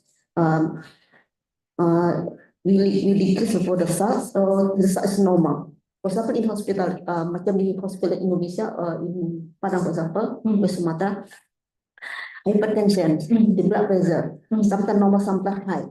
Okay. Sometimes they have diagnosed as hypertension, Okay, good. but the blood pressure is normal. Okay. How about the garam dia macam mana? Normal or short? Low salt. Low salt. Sebab didiagnose dengan hypertension ya, so perlu low Low salt. salt. Inpatient. Yeah, inpatient. Low salt level. Even though the blood pressure is normal. Yeah, blood pressure can change. Mm, It can okay. change, right? Maybe today she's normal, tomorrow she can be high, right? Yeah. So the moment patient is diagnosed with hypertension, in our hospital setting in Malaysia, automatically we give them low salt. Low salt. Yeah, How about the natrium? low, Yeah, low. not no salt. Low, yeah. Just to rendah. Yeah.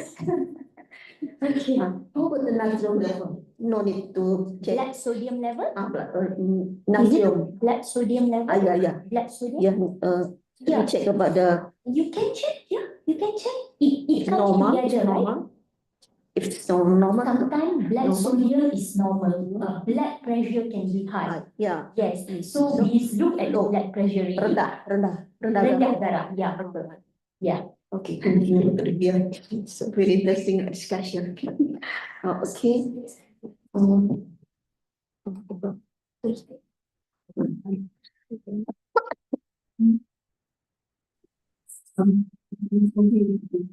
Ibu Pasar, terima kasih atas komennya. Siapa ada Bapak Ibu dari peserta yang menyampaikan pertanyaan boleh di kolom chat atau langsung juga bisa silakan.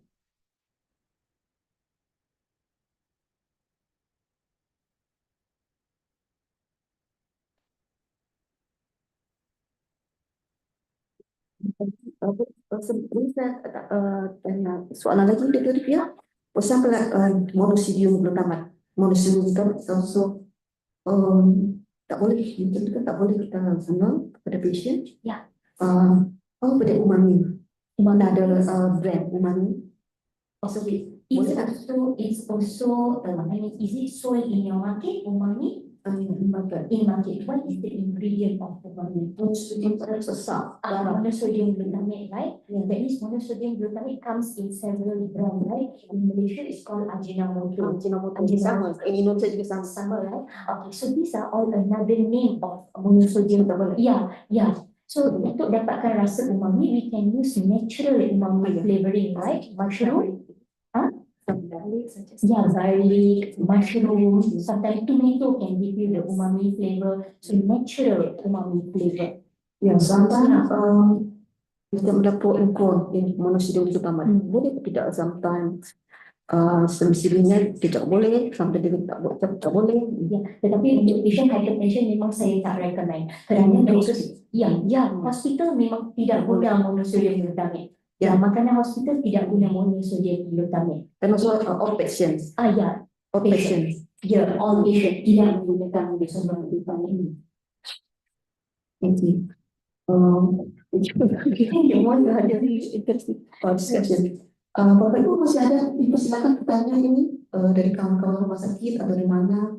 Dari mana? Silakan. Boleh.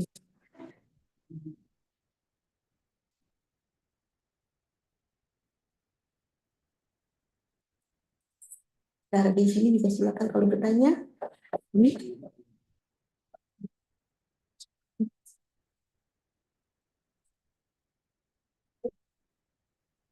Thanks, good morning. Thank you for the opportunity. And I'm just curious about the patients with hypertension who are already prescribed with statin. As we know that statin is easily found and bought anywhere without specific prescription from the doctor or the patient. And my question is, how is the diet recommendations for patients who already given the statin, especially regarding the omega-6 and omega-3, for people who already consume statin.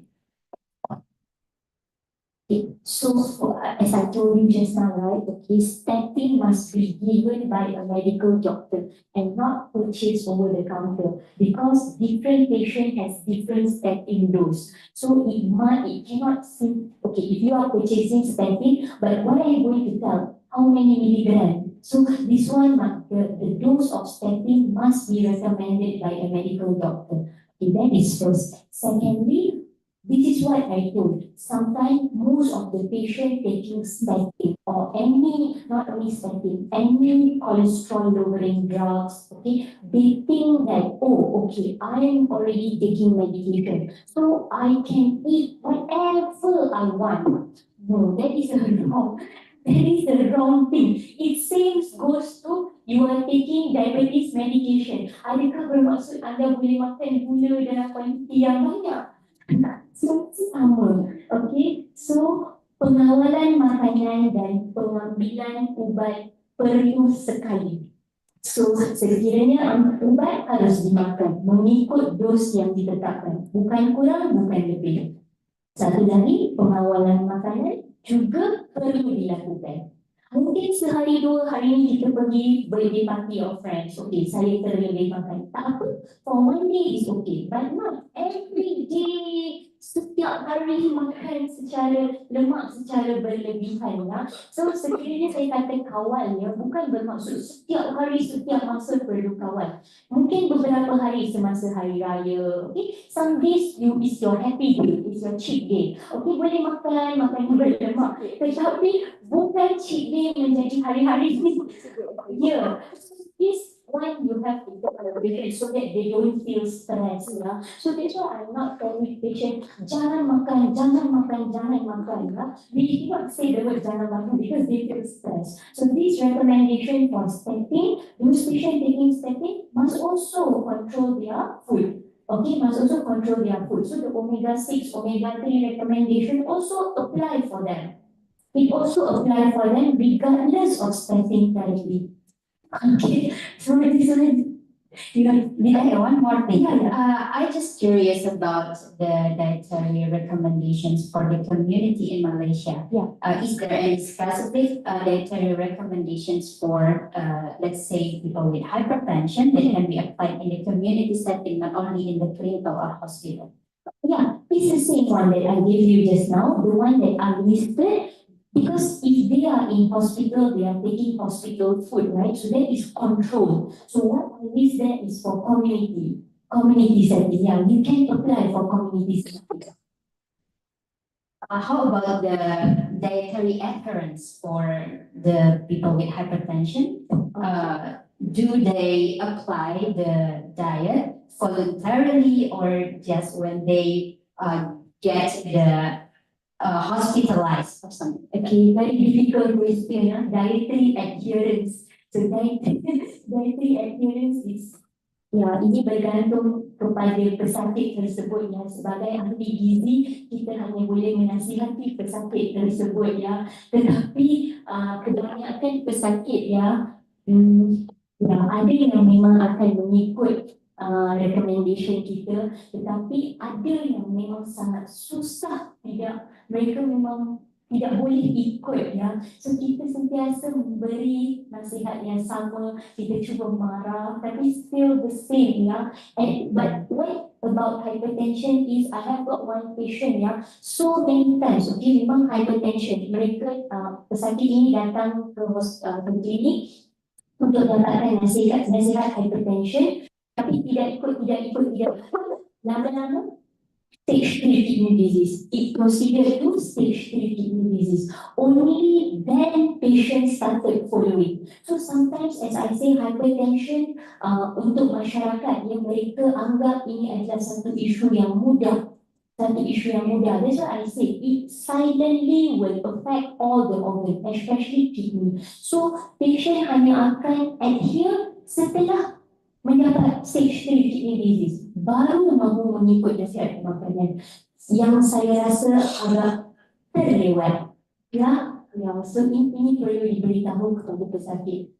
So this one, so that's why when patient come to me for hypertension, first we have to tell them apa faktor, what will, we have to tell that the hypertension will affect the kidney. So pakcik mau cuci buah pinggang ke, then they feel scared because they call it hemodialysis, they call it cuci buah pinggang. So Ginjal in Indonesia. oh, in Indonesia, ginjal. ginjal. Oh, okay. Cuci ginjal. Oh, okay. Cuci ginjal. I don't know, they call it layman cuci ginjal, yeah. So when they say cuci ginjal, they feel scared. So at least they follow. Okay.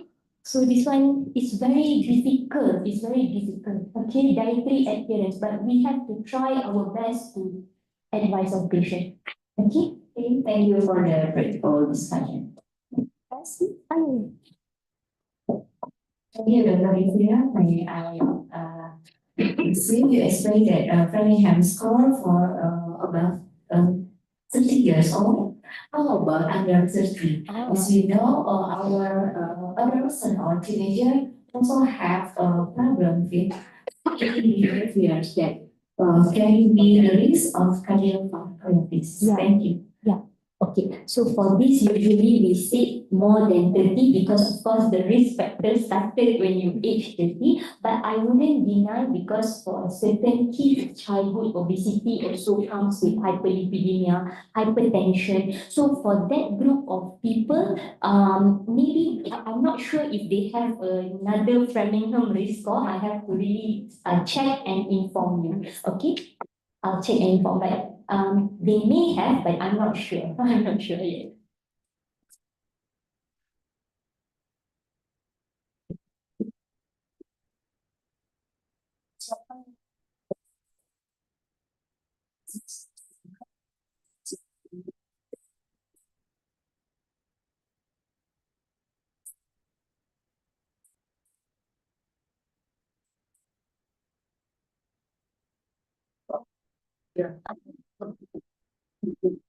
Nah, it's Padang.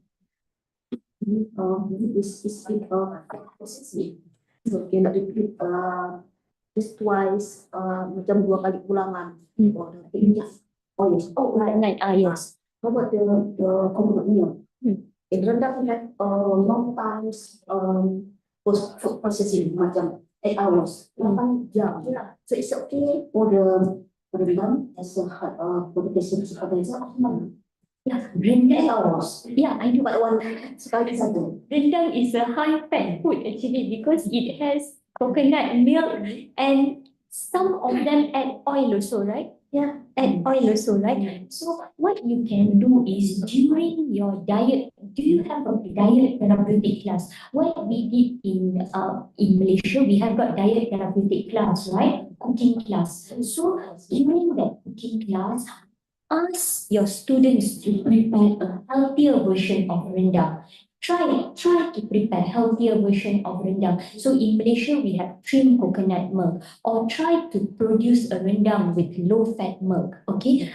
Yes, I know it will not be the same as the coconut milk rendang, but at least your patient who is hospitalized with, very high LDL level, they can enjoy a healthier version of rendang. Rendang cooked in low-fat milk. So you have to try and prepare. You have to alter the recipe a bit, the spices.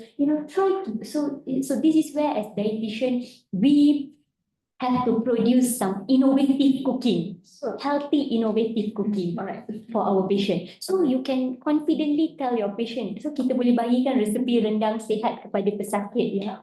Okay. Ya. Okay. Yang lain dipersilakan kasih pertanyaan. Yang ada di Zoom yang bergabung akan sampai pertanyaan dipersilakan.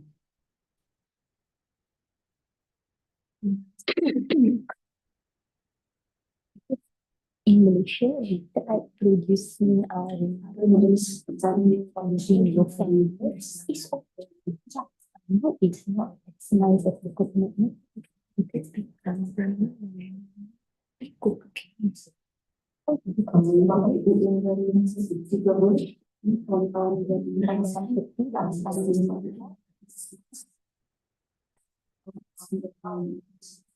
Kita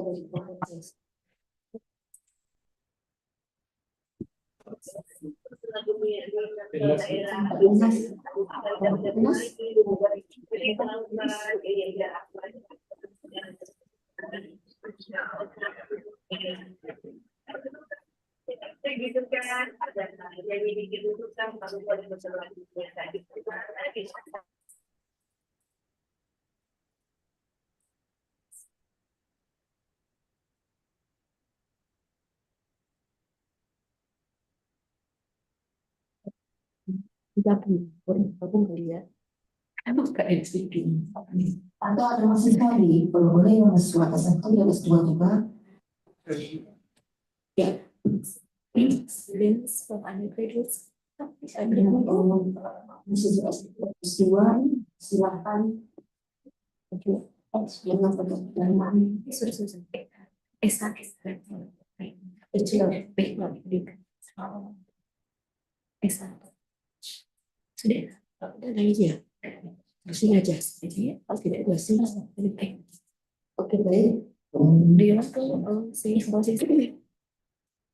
nanti kalau masuk anak sampaikan apa-apa. Oh, benar. Surprise, conclusions. Okay, so terima kasih kepada Universitas Andalas kerana menjemput saya ya untuk memberikan ceramah ini. Saya harap bahawa penyampaian saya ini bermanfaat ya, bermanfaat kepada mahasiswa-mahasiswi sekalian. Dan kita sebagai ahli gizi memang mempunyai tanggungjawab yang sangat besar ya untuk menangani masalah hypertension dan hyperlipidemia kerana prevalence makin meningkat ya, tak pernah prevalence menurun ya.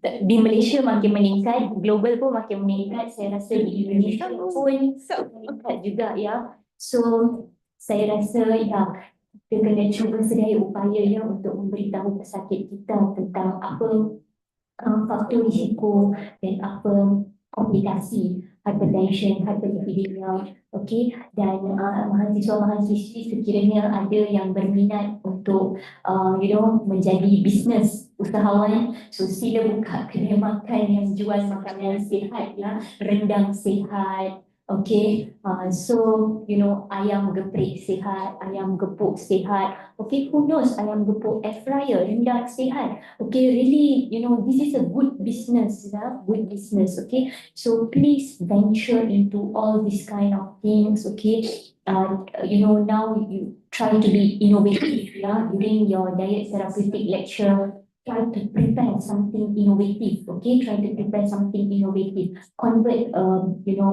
a very high fat food to a healthy food. Let's say a rendang or a cake, make it healthy. How to make a cake healthy, okay? So, try to do all this, okay? Be innovative, all right? Okay, so thank you so much. Dan maaf sekiranya ada salah silap ya. Tidak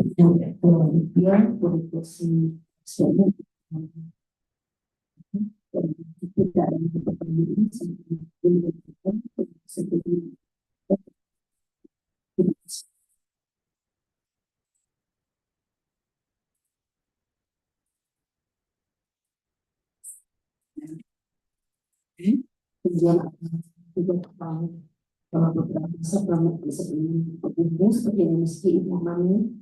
kemudian ada tentang beberapa bahan-bahan yang dilakukan pada bidang komunikasi. Kita fokus juga ini tentang saya di masjid ya, dia diberikan kepada pasien juga. Dengan demikian kita tutup sehingga baca ini.